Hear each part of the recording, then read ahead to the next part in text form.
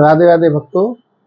आज वृंदावन में श्रवण कुमार पंडित, जो कि मैं वृंदावन का ब्रजवासी हूँ, और सोशल मीडिया पर एक वीडियो वायरल हो रहा है जो कि वृंदावन स्कीम के नाम से उन्होंने डाला है। उसमें ये बताया गया है कि यहाँ के तीर्थ पुरोहित उनको बहाना बनाकर के यहाँ से वहाँ ले जाते हैं और उनसे पैसा छीनते हैं। ऐसा किसी भी मंदिर में नहीं है कि यहाँ से वहाँ ले जाया जाए उनको और उस मंदिर में उनसे ज़बरदस्ती उनसे पैसा लिया जाए। वृंदावन में जो भी भक्त आता है वो स्वेच्छा के अनुसार यहाँ दान करता है। जब तक आपका मन नहीं होगा आप दान नहीं करेंगे। और यहाँ जो दान करते हैं, दान का मतलब ये होता है कि जो व्यक्ति यहाँ जो दान करता है और दान करने से नाना प्रकार का सुख होता है, उस व्यक्ति के अंदर में भावना होती है कि मैं वृंदावन जाऊंगी या मैं वृंदावन जाऊंगा तो वहाँ जाकर के भगवान के भक्तों मंदिरों में जाकर के मैं जो दान करूँगा, तो वो दान स्कीम नहीं है। दान जो देकर के जाते हैं उनसे यहाँ के ब्रजवासी गौ ब्राह्मण साधुओं का पालन होता है, इसके लिए वो दान देकर के जाते हैं। ऐसा कोई स्थान नहीं है जहाँ भगवान खाते हैं। हमारे यहाँ लाखों करोड़ों भक्त लोग आते हैं, जैसा कि बांकी बिहारी में अभी सोने का हार चढ़ाया तो भगवान के वो स्कीम है। वहाँ जो सोने का हार चढ़ा है उसको क्या भगवान खाएंगे या फिर वहाँ के पुजारी लोग खाएंगे?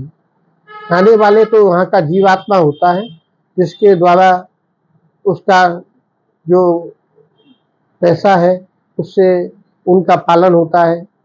तो यहाँ भक्त लोग जो दान करते हैं वो दान का मतलब ये नहीं है कि वो स्कीम है।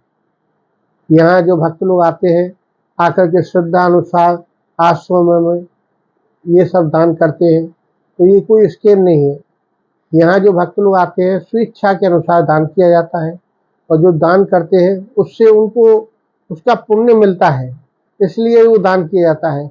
अगर कोई दान ही नहीं करेगा तो यहाँ पे जीव आत्मा है जो भी है वो दान करना बंद कर देगा, तो उससे जीवात्मा जो रह रहे हैं उनका पालन कैसे होगा? तो यहाँ पालन करने के लिए भगवान किसी न किसी भक्त को बनाता है, तो भक्त के द्वारा वो उसके अंदर में भावना होती है कि मैं भी जाऊँ, मैं भी अपने शरीर से जो मानव शरीर हमको मिला है इससे दान पुण्य करा जाए। तो पहले ऋषि मुनि होते थे तो वो मंदिरों में जाते थे, भक्तों के द्वार पे जाते थे, तो वो वहाँ मांगते थे तो वो दान देते थे। अभी यहाँ भक्त लोग आते हैं, स्वेच्छा से आते हैं, यहाँ रुकते हैं, उधर रुकते हैं। यहाँ का जो ब्रजवासी है वो भी आशा करता है, यहाँ का रिक्शे वाला है वो भी आशा करता है, यहाँ का होटल वाला है वो भी आशा करता है। तो यहाँ जितने भी हैं वो सब स्कीम थोड़ी है, वो आकर के स्वेच्छा से देता है। रूम 1000 का होता है, उस दिन 1200 का मिलेगा, 1500 का मिलेगा, 2100 का मिलेगा, उस 100 पे आदमी लेता है। तो वो स्कीम थोड़ी है उनके लिए। जो आज हम 1000 रुपये का रूम लेकर के रह रहे थे, कल देख रहा हूँ वही रूम हमको 2100 रुपये का मिल रहा है। तो ये कोई स्कीम नहीं है।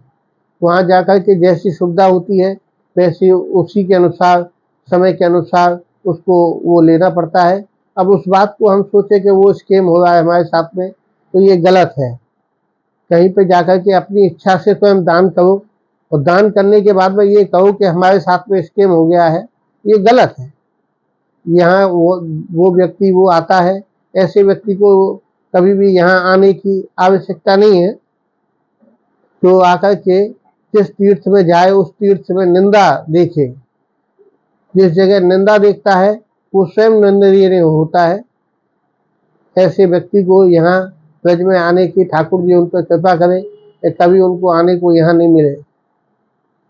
जो व्यक्ति आते हैं वो श्रद्धा भाव लेकर के आते हैं, श्रद्धा अनुसार घर से चलते हैं तो वो सोचते हैं हम मंदिर जाएंगे, वहाँ जाएंगे भगवान के भक्तों के लिए, वो दान करेंगे। तो भक्त लोग आकर के यहाँ दान करते हैं। दान करने से उनको यहाँ का पुण्य इतना मिलता है जो सोचा नहीं था उन्होंने, उससे अधिक हो जाता है। जिसमें अधिक हो जाता है तो उसके अंदर भावना होती है कि हम वृंदावन गए थे, ठाकुर जी से कुछ बोल के आए थे, वो आकर के भगवान ने हमारी कामना को तो पूर्ण किया, क्योंकि उससे अधिक भी हमको दिया। जब अधिक दिया है तो देने वाला का व्यक्ति जो अंदर भावना हो जाती है कि आपके में जो कुछ करके गई थी उससे ज्यादा आकर के करूँ, तो वो आकर के व्यक्ति यहाँ आकर के दान करते हैं। दान करने से वो यहाँ के ब्राह्मण, गौ ब्राह्मण, साधुओं का पालन होता है। जो व्यक्ति यहाँ खाते हैं वो पुण्य करते हैं। जो भी उनका पुण्य है, भजन है, पाठ है, पूजा है, जो भी करते हैं उससे उन व्यक्तियों पर उसका प्रभाव पड़ता है, क्योंकि वो व्यक्ति सारे दिन कमाने में रहते हैं। और यहाँ का जो व्यक्ति उनके अन्न को खाता है, जमुना का जल पीता है, आप लोगों के परिवार के नाम से भगवान का भजन करता है, उस भजन के प्रताप के द्वारा आप लोगों के बच्चों को, आपके परिवार को उससे उन्नति होती है। जब उन्नति होती है तो उसके अंदर भी भावना होती है कि हमारे गुरुजी ने हमको आशीर्वाद दिया था, जिससे कि आज हमारे घर में प्रोग्रेस हो रही है। तो ये ठाकुर जी की सब लीला है। यहाँ का ब्रजवासी किसी के दरवाजे मांगने के लिए नहीं जाता है। यहाँ तो ये प्रार्थना करता है, हे भगवान, जिस व्यक्ति को आपने यहाँ भेजा है उस व्यक्ति के घर में आनंद होता रहे। जो आनंद होगा तो वो फिर वो आएगा। यहाँ तो आनंद कंद की भूमि है। कहते हैं नंद घर आनंद भय, जय कन्हैया लाल की, और हाथी दीने घोड़ा दीने और दीने पाल की। जब भगवान श्री कृष्ण का जन्म हुआ था तो कृष्ण के नंद बाबा यशोदा ने यहाँ 9 लाख गाय थी, 9 लाख गायों को दान कर दिया था। तो यहाँ भक्त लोग आते हैं। तो ये तो छोटी मोटी चीज है जो इन लोगों ने बोलते कि स्कीम स्कीम स्कीम। यहाँ तो स्वयं भगवान नंद बाबा जिन्होंने 9 लाख गायों का दान किया, उनके घर में कुछ नहीं था, टोपियां माखन लेकर की जाती थी, जिनके घर में माखन नहीं होता था वो भी दान करने के लिए आती, कृष्ण आएगा और हमारी ये कुंज गलियों में माखन को खाएगा। तो जिसके अंदर प्रेम भावना होती है वो व्यक्ति यहाँ आकर के दान करता है।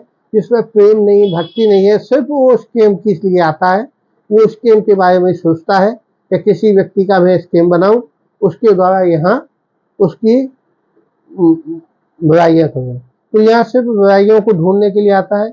बुरा व्यक्ति बुराइयों को ढूंढता है, अच्छा व्यक्ति अच्छों को ढूंढता है।